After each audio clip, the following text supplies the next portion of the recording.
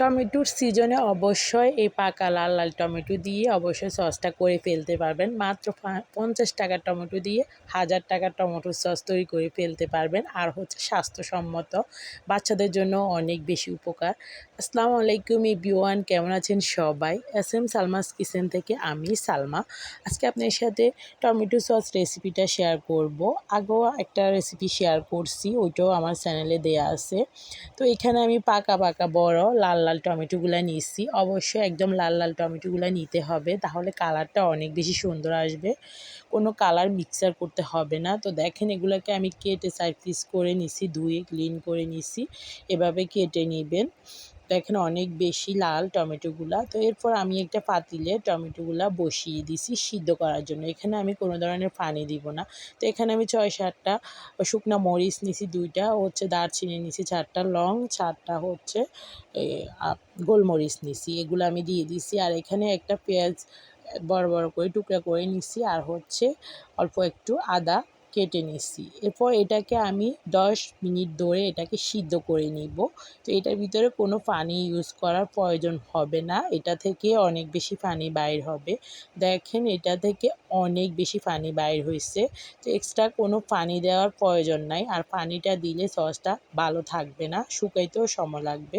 তো এই পানিটা দিয়ে সিদ্ধ হয়ে যায়। তো দেখেন আমার টমেটোটা সিদ্ধ হয়ে গেছে। এখন আমি এটাকে ঠান্ডা করে ব্লেন্ডারের জারে নিয়ে ব্লেন্ড করে নিছি। এরপর টমেটোটাকে আমি এভাবে একটা চাটনি দিয়ে ছেঁকে নিতেছি। অবশ্যই এটা ভালোভাবে ছেঁকে নিতে হবে, কোনো দানা যেন এটার ভিতরে না থাকে।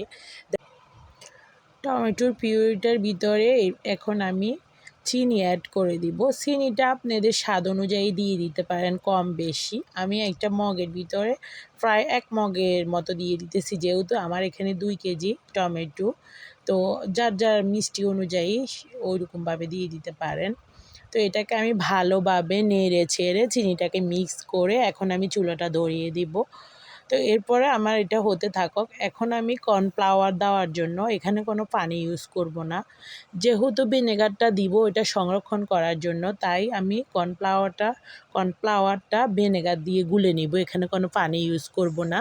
তো আপনারাও এভাবে দিয়ে দিতে পারেন। ভিনেগারটা দিব আমরা এটা সংরক্ষণ করার জন্য, আর কর্নফ্লাওয়ারটা দিব ঘন হওয়ার জন্য সসটা।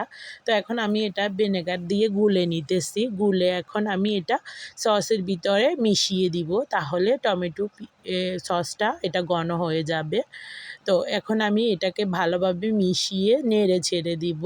ভালোভাবে এটাকে এখন নাড়তে হবে। এ পর্যায়ে সসটাকে ভালোভাবে নাড়তে হবে, নয়তোবা কর্নফ্লাওয়ারটা দলা পেকে যাবে। তো ধৈর্য ধরে এটাকে নাড়তে হবে। তো এখন আমি এটাকে ভালোভাবে নেড়ে দিতেছি। এভাবে আরও আমি 15 মিনিটের মতো এটাকে ঘন করে নিব টমেটো সসটাকে। এ পর্যায়ে অনেক ধৈর্য ধরে কিন্তু নাড়তে হবে, নয়তোবা তলানিতে লেগে যাবে। আর এভাবে ঢাকনাটা দিয়ে নাড়বেন, নয়তোবা গায়ে এসে পড়বে। এটা যেহেতু ঘন একটা সস, তো এটা ছিটকে পড়বে। তো দেখেন আমার এটা ফ্রাই হয়ে গেছে। এভাবে একটা প্লেটে নিয়ে দেখবেন এটা এভাবে পড়ে যাইতেছে কি না। যখন এটা ঘন হয়ে আসবে তখন পড়বে না। তো এটা আরও 2 মিনিট আমি রান্না করে নামিয়ে ফেলতেছি। ঠান্ডা হলে এটা আরও একটু ঘন হয়ে যাবে। তো দেখেন আমার সসটা হয়ে গেছে, অনেক সুন্দর একটা কালার আসছে। কোনো কালার কিন্তু আমি এটার ভিতরে মিশাই নাই। একদম লাল পাকা টমেটোগুলো নিলে আপনাদেরটারও কালার সেম এরকম আসবে। তো রেসিপিটি ভালো লাগলে আমার চ্যানেলটা অবশ্যই একটা সাবস্ক্রাইব করে দিবেন।